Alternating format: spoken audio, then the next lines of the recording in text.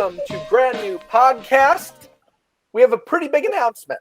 I have a new co-host, okay? She was originally a guest. This is Mike. Hope you guys remember. We haven't been together in a while. I've been off on the campaign trail. But now I have a new co-host in the form of Kimmy Kruskamp. Yay! All right. Okay, so she's a fellow young Republican. She's with the Central Virginia YRs. And today, in her debut, we have another Virginia Republican, in fact, the chairman of the YRFV, Jessi Rapelje Blakely. Welcome, Jessi. Hey, nice to be with you guys.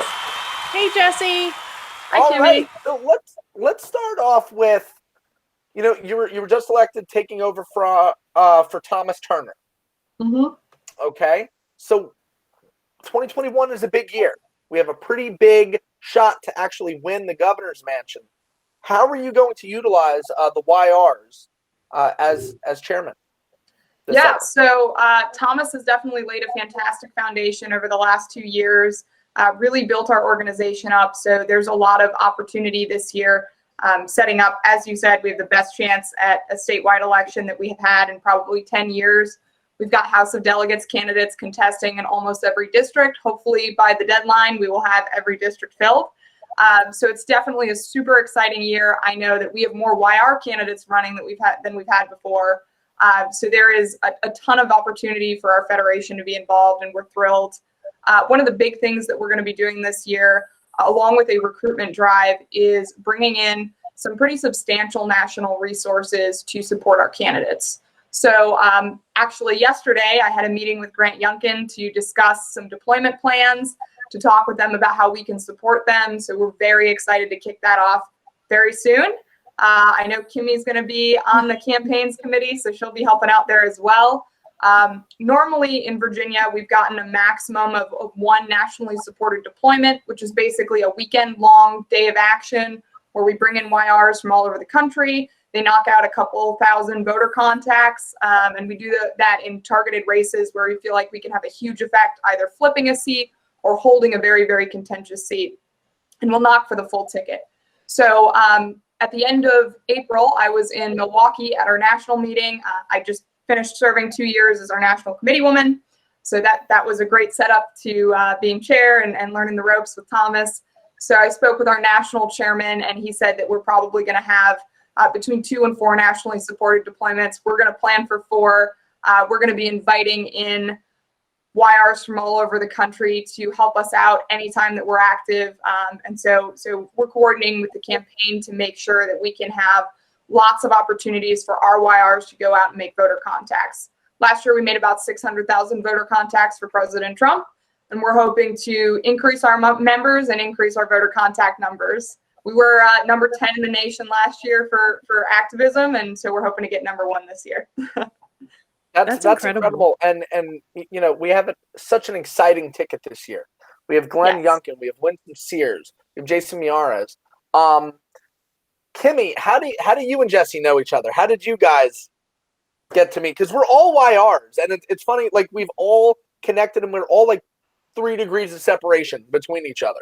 Yeah, absolutely. Yeah, it's crazy. Jessi and I met through the YRs, actually, and I think just fighting on the battlefield. And Mike, you and I met because of your dad, and is the treasurer of the local unit here. So yeah, it certainly brings people together. Yeah, absolutely. I know Kimmy and I kind of fought in the trenches last year. We had our party convention, and we both worked with the Grow Our Party team to make sure that we could maintain the YR voice on State Central, along with the Women's Federation, the College Republicans. So I know that was one of our first opportunities to work together, and definitely found a lasting friendship, which is great. Well, I'm glad you should grow our party because, I think all 3 of us, I'm sure we have different views on a few things, but it's so important to stick together, especially as YRs. What can you do to set an example? Because I feel like, no offense to the older generation, but the older generation, I think, is very set in their ways when it comes to purity tests in the Republican Party. How can we grow our party going forward, and how can we all stick together as YRs and acknowledging that it's okay to have different flavors of YRs. Yeah, I mean, I think that it all comes back to the Republican creed and kind of the Reagan 80-20 rule, which everybody's probably heard 1,000 times, right? So if we can agree with somebody 80% of the time, they're on our team. And I think, too, there's a lot of division in our party at all levels for all kinds of reasons. But I think we need to remember we are all on the same team. And, regardless of where we fall on the Republican spectrum, the ideas of pretty much any of the Republicans in Virginia are going to be like 100% better than any of the Democrats who are contesting any of these seats. And so, I was talking to the 4th District Chair, Carrie Allen, yesterday, and she was like, there are real tangible consequences of losing elections and of being divided, and those include real families who will be, lose opportunity, real children that, may be subject to infanticide if our governor's, radical left agenda goes through. And so those are all things that we need to keep in mind. As much as we have differences of opinion, maybe different ways that we'd like to see policy applied, we need to remember that that's what we're fighting against and that's what we're here to combat. And, I think that one of the great things that I'm excited about is, Thomas set up a great model of this and we've continued it with the new board. We really have Republicans from all over that spectrum on our board. We've got, folks that are very socially conservative and folks that are not, folks that are, focused on foreign policy, folks that are focused on economic policy, Second Amendment rights, whatever it may be. And really it's using people's different interests and talents to build the party and give us a very successful structure and to support our candidates instead of focusing so much on the small issues that divide us. Yeah, I think that's right. I think that it seems like a lot of people get so hyper-focused on one single issue. And if you don't agree with them on that one single issue, then all of a sudden you're the enemy. And it's so funny because then I'll start asking that, that person, so what do you think about this issue and this issue and this issue? And we agree on all of them. Mm-hmm. And then it gets to that one and it's like, no. And so I bring up the 80-20 rule all the time where it's like, I'm sorry, guys, but you've got to see the bigger picture here.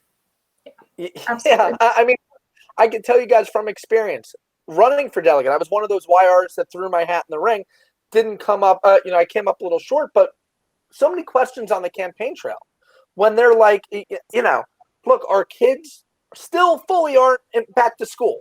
Mm-hmm. That's still a huge thing. Right now, Virginia is the 13th most expensive state in the nation. We are the 5th most expensive state for childcare.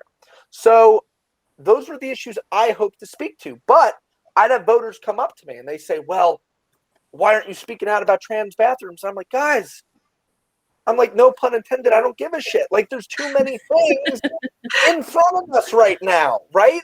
Like, I was telling Kimmy this earlier today. We're chasing our tail with Dr. Seuss and all these different things, and they are passing infanticide. They're passing, all these radical bills, keeping our schools closed. And what are we doing? We're distracted. They want us to remain divided, distracted. Mm-hmm. And the reason, 10 years ago, almost 10 years ago, 2013, I believe the reason we lost is not really because of our candidate. We weren't united. Do you guys remember Cuccinelli had his own signs, and then like E.W. Jackson was a different, kind of individual. He had his own signs, and then Mark Obenching had his own signs. And you look at the Democrats, it was Terry, Northam, and Herring, all one sign, all together, united, and they showed up everywhere together. And I'm hoping our ticket this time could learn that lesson. Well, yeah, I'm really encouraged because it seems like from speaking with the campaigns and from speaking with all of the House of Delegates candidates, that we really have everybody kind of working together and synergizing. I know last year that was tough too. There were some of our congressional candidates who didn't want to work with X, Y, or Z campaign or whatever. And again, we're not using our resources effectively, but it really seems like this year that our ticket is very united now that we have one at the top of the ticket. And, I really appreciate what Glenn Youngkin has been doing to support our House of Delegates candidates at the local level too, because we know if we can contest those seats and if we can have those strong candidates with a strong presence in their community, that's going to push up our statewide totals, even if that candidate may not win, but it'll get us more recognition in specifically those really difficult blue areas that we really need to get a certain percentage in to win statewide. Yep. Yep. Jessi, well, how do you think, so we've, speaking of Youngkin, and yeah, I'm on the campaign. Yes. So speaking of that, how do you think we can unite the party? So we did have just it wasn't too contentious, but it was a contentious convention. Got a little heated. Yeah. Yeah, a little bit. How do you think that we can get to people and say, I know Youngkin wasn't your first. He may not have been your second, third, or fourth, but Youngkin is still working hard for people to be the number one. How do we get that message out? How do we tell people? And what can you tell, voters who are saying, well, I'm not voting for Youngkin? Well, I think, again, the first thing that I want to say is I appreciate that all of the candidates who were not successful in our nominating contest have pretty much all come out and said, hey, we're going to support the nominees. We'll help them. We'll campaign for them. Even Amanda. Disappointed by the results. Yeah, even Amanda Chase, who was threatening to run independent, has said, you know what? We're going to unite behind the nominee. And so I hope that the supporters of all of those candidates will really listen to those statements and say, you know what? You're right. My candidate didn't win. This might not be my favorite choice, but we all know that this is going to be a better option, and that what we're fighting, we can't afford to be divided at this point. So I think that's number one, and I really appreciate all the candidates that did that. And number two is, I think, just putting things in perspective, because we need to look at the past year and a half. I mean, we could look at the entire Northam administration. We know what the Democrats do when they're in control of our General Assembly, when they're in control of the top of ticket, when they're in the governor's mansion, when we have a Democrat attorney general, Democrat lieutenant governor. We know what that looks like. It is radical, and it is making our state, there's less opportunity, more expensive. Our kids are not back in school. Quality of education is dropping. We have Thomas Jefferson High School is right down the road from me, and that's been a huge issue locally. Not just with Republican voters, because that school is a magnet school. It's one of the best schools in the country. They have a whole bunch of Nobel laureates as alumni, and it's majority Asian. And the radical left is pushing an agenda that is not the blind standards test that school has had for the past. It's allowed so many opportunities for really first and second generation immigrants who have moved to this area specifically to benefit from a really high quality education. And so, we've seen the things that the Democrats are pushing to lower our standards of education, to make our kids less prepared for the workforce, and to lower the quality of life in Virginia, frankly. And so I think really we need to message that to voters and keep that in perspective that, hey, if you're not okay with any of this, if you want a higher quality of life and more opportunity and more freedom, more ability to build a business and have the American dream, you've got two options. One of them, where it's going to get you, and it's going to be less opportunity. We're going to be worse off. And the other one might not be your first choice, but hey, it's worth giving it a shot because it's going to be better than what we have now. Yeah. Jessi, how do we, and I think all three of us, people might, just because of our age, out in the real world, if they don't know who we are, might assume we're Democrats because a lot of people our age are Democrats. Jessi, what's your life story? What's kind of it's kind of a loaded question, but what is your political journey? Were you born into a Republican family? I always joke in my family, it was always, I grew up, it was Reagan, John Wayne, and Jesus coming in at number 3, right? So what made you become a Republican? Did you grow up kind of independent and leaned right? What's your story? So I grew up in a conservative family, but not a very political family. So my parents voted every 4 years, mostly voted for the Republicans. But it wasn't something that was really part of our lives as much as it's obviously very heavily a part of my life now. Pretty much what I spend all of my free time on, which, super worth it. I wouldn't change a thing. But I moved to Virginia because to go to college, and I know Mike and I have talked about this. We're both from upstate New York, so both a little bit. I know you're Long Island, right? Oh yeah. I'm from downstate. You're from upstate. You're a little downstate, but yeah. You're both Yankees. You're both Yankees. Well, we're both Yankees. We're both Yankees. But when I was getting ready to graduate high school, I looked at the opportunity. I looked at the cost of living in New York, and it was not. I didn't see opportunity. I didn't see a place where I could go build a life and have the same quality of life that, say, my parents had or better. I knew that was going to be very difficult. And so, I wanted to move somewhere. I've always been interested in politics. I wanted to move somewhere that was, competitive, at least. So I moved to Virginia because it was a purple state. I think it still is a purple state and it could be a red state, but we got to get back there. And so, I really had no connections to politics, not a lot of money, paid my way through college, worked at Waffle House. Amazing. Look, as a Yankee, Waffle House, isn't that the most amazing thing? It's so good. Hey, I know. I was born and raised in Virginia, and I love me some Waffle House. Like, I worked nights at Waffle House. It was a terrible shift, but I still love the food. Yeah, the Waffle House is incredible. So, I worked a minimum wage job to pay to be able to be involved in politics. I've worked, frankly, a lot of shitty jobs so that I can be involved in politics because I still want to be in a state where there's that much opportunity. And so, that's why I'm here. I'm kind of, I guess, what you could call a true believer. So, that's why I do this. But I found, an incredible community in the Republican Party, which is, I guess, just kind of gravy on top of it. But, I would like to see us win a statewide election because we haven't since I've lived here. And I want to see that. Well, and Jessi, you've seen and I've seen what a state with no opportunity looks like. Yeah. And Kimmy, you're from Charlottesville, right? Like, you're from Virginia. Yep. You've seen us march towards, when my family first moved to Charlottesville, we moved from Virginia back to New York, back to Virginia.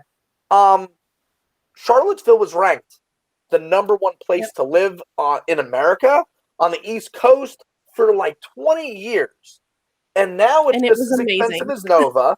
We're just as blue as Nova, right? And Kimmy, like, you've seen us march this way. Yep. And it was crazy because people will ask me, oh, well, you grew up in Charlottesville, you went to UVA, blah, blah, blah. And they're like, I'm so sorry. And I'm like, no, actually, we were really conservative at one point. And that was the time when it was, oh, this is the best place to live. Like, it was consistent. And now all of a sudden we've had, Charlottesville City Council. Everything has just kind of taken a turn to the left. I think there was a Republican on City Council back in the 90s too, right? Like, yeah. Mm-hmm. And now, Jessi and I come from a place that is a cautionary tale. Because Jessi, I guess when you're in the state, I assume, remember we had Pataki? Yeah. Like, right? Yeah. Giuliani. Pataki actually ran for president. I really liked him. I had a really soft spot for him. Obviously, I got on board with the nominee, but I had a soft spot for him because there was a time when New York could elect Republicans. Even if they weren't, the brightest red Republicans, they were better. Rick Lazio, like, there was a bunch Rudy of Giuliani. Republicans. Yeah, Giuliani, Bloomberg, that's another story. Yeah, but that's another story. He still got elected as a Republican, and now I'm afraid we are very much at this particular time in the end game, especially this strong of a ticket. If we can't win with this ticket, I hate to be a pessimist, it's game over, folks. Like, it's really hard. Like, I guess, how do you make us? I guess, Kimmy, maybe you might be a little more positive than me, or Jessi. How do we ensure that doesn't happen? And if it does happen, how do we continue to trudge forward? Kimmy, you want to start with that one? And I think that goes from where, getting everybody on board and stop with the just one issue things. Like, I don't know how many people I talked to that did not want to go vote in the convention and participate. But yet I would see those same people complaining on social media constantly about, what's going on in our county, what's going on in our cities, what's going on everywhere in it. But yet when I would ask them specifically, and I specifically targeted those people, will you go door knock with me? Will you put a delegate form in so you can go vote in this convention? Mm-hmm. Silence. And so I think Mike is just getting people involved. Mm-hmm. I Jessi, really I don't think, know if you agree, yeah, but... no, I think you hit on something really important. So a friend of mine with the Virginia Project last year, probably over the summer last year, sent me the Democrat unit guide for Virginia, which is like almost a 200-page long PDF. And if you read it, obviously there's some stuff in there about, you know, who to work with and blah, blah, blah. But it's not an ideological document. It's an organizing document. It's all strategy and tactics. And if you read it, and I'm happy to provide it to anybody who's listening to your podcast that wants to take a look, because I think we need something similar. It explains really how over the last 15 years, the Democrats have gone from being in the minority and not controlling statewide seats to controlling statewide seats and to controlling our redistricting process. And it's all started with local organizing. So Kimmy's absolutely right. It starts with having a strong local presence. It starts with running candidates for city council and school board and starting to take over at the local level, local government, and getting people involved in that, finding aligned groups, finding, you know, specific community issues that we can talk about and we can be the advocates for, and having conservative solutions to those issues, obviously. But it starts with really building credibility in each community. And there's a lot of our communities where that's going to take some time, especially in the bluer areas. I'm up in Northern Virginia now. I lived in Chesapeake for 6 years. Chesapeake is wonderful. It's like one of the biggest cities in Virginia, and it's mostly Republican governed. And they do a great job. There's a ton of opportunity. There's a ton of businesses coming into there. The schools are good. And so I know what Republican governance at the local level looks like and how successful it can be. Even in Chesapeake is suburban, but it's a relatively populous area. But then I'm up here in Northern Virginia now, and I see what Democrat control cities looks like. And so I see that, you know, at the local level, especially since our local races are nonpartisan, we can get conservatives elected.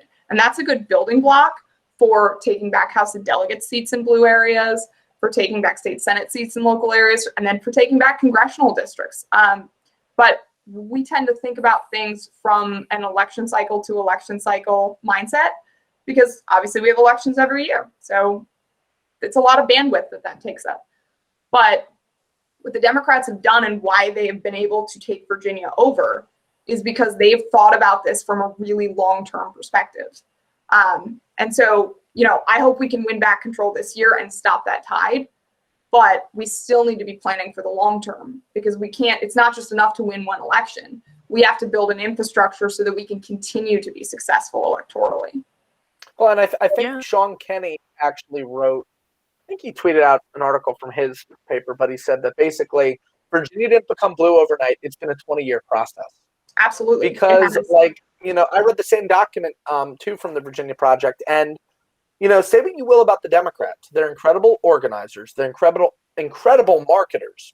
Mm-hmm. And they really know how to sell their message and make it look like it's like sitting at the cool kids table. Mm-hmm. Everything is connected to pop culture. Everything is hip, young, new. You know, it's genius, and it almost reads like a battle plan, because it really is. It totally does. Dog catcher, school board, you know, I mean, everything. And over time, you're able to build, and then you flipped an area. I believe it's called like the Colorado plan. That's like the official name or something. Yeah. They've done this in so many states, and they're going to continue. They start, you know, obviously up north is spreading. North Carolina, we might see that. We've seen that in Georgia. Yeah.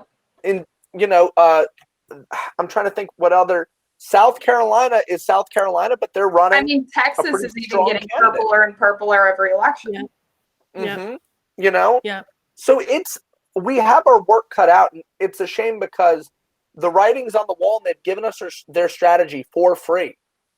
Yeah. And like, we literally have the PDF. I know. Like, anyone should go read it. and seriously, if you're listening to this and you're interested, please go read it. It's important that we understand who we're fighting. Yeah. You know what it is? We literally have their plan, and we can't get it. Like, they have guerrilla warfare. and we are still doing the British, like, lining up 3 rows by 3 rows and advancing. Like, that's how it is. We need to go full on Viking. I agree with you. No, but the thing is, like, and I might be a little biased here, but I tend to find that conservatives are usually a lot more creative. Yeah. Because we are maybe a lot more individualistic. And so I think that if we're able to organize in a similar way and realize that we have, you know, a long-term goal that we're all working towards, I think we have a chance to be a whole lot more effective at that local level, because we have the creative energy. We have the people who are willing to go out and kind of defy the norm and try something new. And I don't know if that's something that we've encouraged heavily in our party for the last 15, 20 years, but I think it's something that we should encourage. It's something that really is foundational to why we believe the free market is the best supplier of human needs and economic justice, because I can quote the party plan. but like, that's why we go believe ahead. those things, because creative solutions are the best way to generate success. Yeah.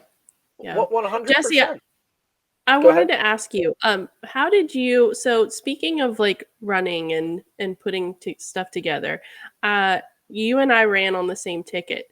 And I wanted to know, you know, what was it like for you to run? And, you know, have you ever run for any other offices? Well, so in 2019, I ran for National Committee Woman. Last year in 2020, Thomas and I actually, when I was living in the 3rd District, both ran for RNC delegate, which was really a great experience. We both were, Thomas was the -- and I was the #2 vote getter in that race. So that was quite an honor, even though we didn't get to actually attend the convention, which was, you know, kind of a bummer. But hopefully we will in the future. And then I've been a local club chair as well. So, you know, I've had experience running local party races. I've never run for office. I don't know if I ever will. Who knows? I see it. We'll see. If I need to, I will. But I think that, you know, it's kind of scary to step up and do that. But I'm a pretty opinionated person. And I think more than that, I'm a very collaborative person. So whenever I've run for something, it's been something that I've been asked to run for by a group of people. Because I want to know that if I'm going to run for something, or if I'm going to hold a position, that I'm going to be representing the organization or the party or whatever I'm doing well. And so a big part of our campaign that I know, you know, we were unopposed, so that was nice. But a big part of our campaign that we did at the beginning, when we didn't know if we would have opponents, is YRFV Resurgence. We put out the Resurgence page, and we focused a lot on helping people get involved. We focused a lot on introducing all of our team members so that they were all accessible. When I was building this slate, I focused a lot on talking with the stakeholders in those districts that were part of YRs. Whether, you know, there's a couple folks who are YRs who are unit committee leaders, or, you know, local club chairs and stuff like that. So when I was filling out those district positions, or, you know, our statewide positions, a lot of that was talking with people who were going to be affected by that decision, figuring out who they thought was the best leader, most well-equipped for their area, and finding people who were really invested in growing our party, supporting our candidates, and building a better infrastructure so that we can have that long-term vision. So it's really exciting. We had our ticket meeting at the beginning of the convention last weekend. And I know everybody had such incredible ideas that they brought, and such incredible goals for their areas and their job that they're going to be doing for the next 2 years. And so I think that's the most encouraging. There's so many young people who, when you step up and say, like, I want to run for something, or I'm going to take on this project, or I'm going to lead this, there are so many people in this party who are going to say, I'll do that too. I'll help you. And like, I think that it's just, there's a lot of grassroots energy, and it's time for us to take on leadership in the party in a bigger way, because we have great ideas and our members are ready to do that. So, you know, if anybody out there is considering running for something, step up, put yourself out there. There's a ton of people who want to support you. I think that's the most important thing. And I'm even surprised by the level of support that I got from all different people all over Virginia.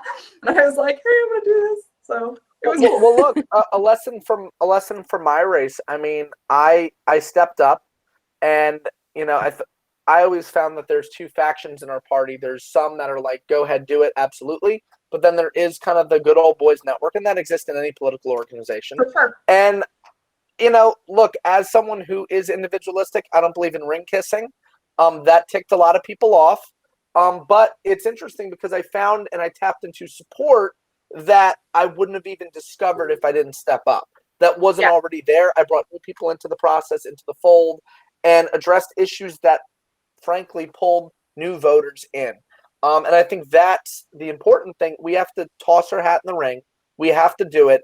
You shouldn't ask anybody's permission because there are going to be people. I mean, I was told, why don't you run for school board? Why don't you run for city council? Why? That's too big of a step. Meanwhile, AOC at 28 years old became a congresswoman. And then people forget that Madison Cawthorn, people didn't want him. 25. People didn't want him until he won, and now they're like, oh, we love him. Yeah. But he stepped up. So, I'm glad, Jessi, you are encouraging us to really take back Virginia, that you're leading the way, and that you are bringing that new energy that we so desperately need in the party. As we close off here, you recommended one piece of reading, and that's the Democratic Playbook. But what's a book you're reading and a show you're watching as we wrap up here? So for shows I'm watching, I really love true crime. So whatever true crime documentaries are out on Netflix is usually what I'm watching. So I enjoy those. But for books that I'm reading, I would really recommend 33 Strategies of War, which is a really fantastic leadership and conflict book. And it goes through examples all the way from like Pablo Picasso's art career to like 15th century samurais and everything in between. It talks about how to maximize division, conflict, things like that for productive reasons. So I think it's a fantastic book. You'll learn a ton. It's long, but it's very interesting. So definitely recommend. All right. Awesome. And Kimmy, since you are our new guest host, what do you recommend? Oh, I don't know. Books. I'm a mom, so I have a 10-month-old and a 5-year-old. So books are Princesses Wear Pants Too. Oh, okay. Yeah, it's actually a really great book. And there was a new show that I'm watching, and I cannot remember the name of it, but it's amazing. What channel? It's on Netflix. It's the picture of it is like this bird. Something about black bird and thorn or something. I don't know. I was about to say, Jess, you like true crime. If you guys are watching Mayor of Easttown on HBO. I have not yet, but I've heard it's good. Amazingness. Now I recently watched one on the Son of Sam killer, which was pretty interesting. Oh, on Netflix? Really good. Yeah. Yeah, it was like all this like conspiracy and stuff behind it where they thought like they convicted the wrong person or there was more people involved. It was pretty cool. So yes, and the dog. And conspiracy, like I love conspiracy stuff. Super fun. Oh boy. I didn't know that the guy was getting orders from the man's dog, or that was like one of the conspiracies. Yeah. Mm-hmm. Come on, Mike. You got to watch it. It's interesting. I have to make kind of a blanket statement. I'm convinced I have not met one girl that's not into true crime stuff. Like it's like a whole thing, like seriously, there's not one female that's like that. You guys love murder mysteries and true crime and what does that say? I don't know. It's interesting. I have a bunch of true crime podcasts that I listen to in the background while I'm working. It's cool. All right, I did listen to one. There's one. It's like on iHeartRadio, whatever. Now we're not being sponsored by them yet, but free plug. The one about the congressman. He was like a congressman in Alaska, and he went missing on a plane, and no one ever found him. Oh yeah, I know what case you're talking about because I've heard that. Like someone put like a bomb on the plane, apparently. What? Yeah, what is like this? I need to watch this now or listen to this. It's like a true crime podcast, but it was like a senator and like an aide or something, some sort of diplomat in Washington, go on this plane, fly to Alaska, that's the end of them. Well, that's why you just don't go to Alaska. You stay in Virginia. Yeah, no, Yeah, there was another one about like a guy who would like kidnap women and like fly over this bog, and like after he killed them would drop the bodies out. So it's super hard to find because they're in the middle of this like, yeah. But like nobody can figure out how they got there because he dropped them out of a plane. I don't know. It's nuts. But I have a friend who has been to like I think he owned a cafe or a restaurant, and like there's a friend who's been there. Anyway. That's crazy amazing. stories. Shadow and Bone. Shadow and Bone is the name of the show. That's okay. Yeah, like it's really good. Yeah. I'm obsessed. I'll have to check it out because I'm at the point where I'm just rewatching. I have a newborn, so I'm rewatching old shows. I watched House of Cards from season 1 to 6 for like the 15th time. So that's. But at least you didn't say like Gilligan's Island or something.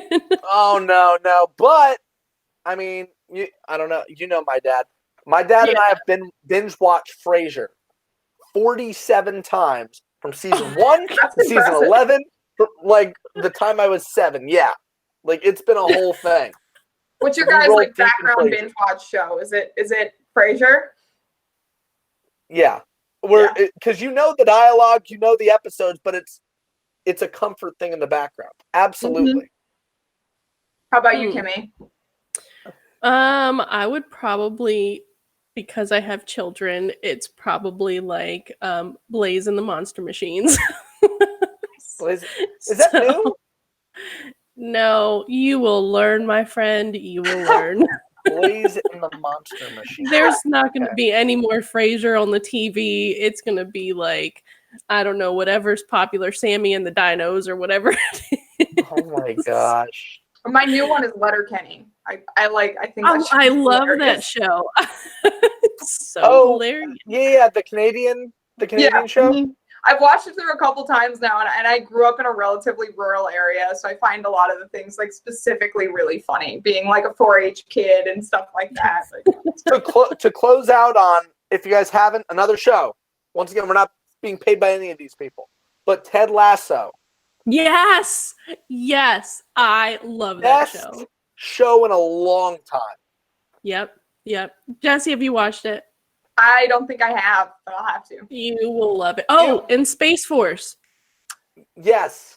I tried Space Force and I had a hard time getting into it.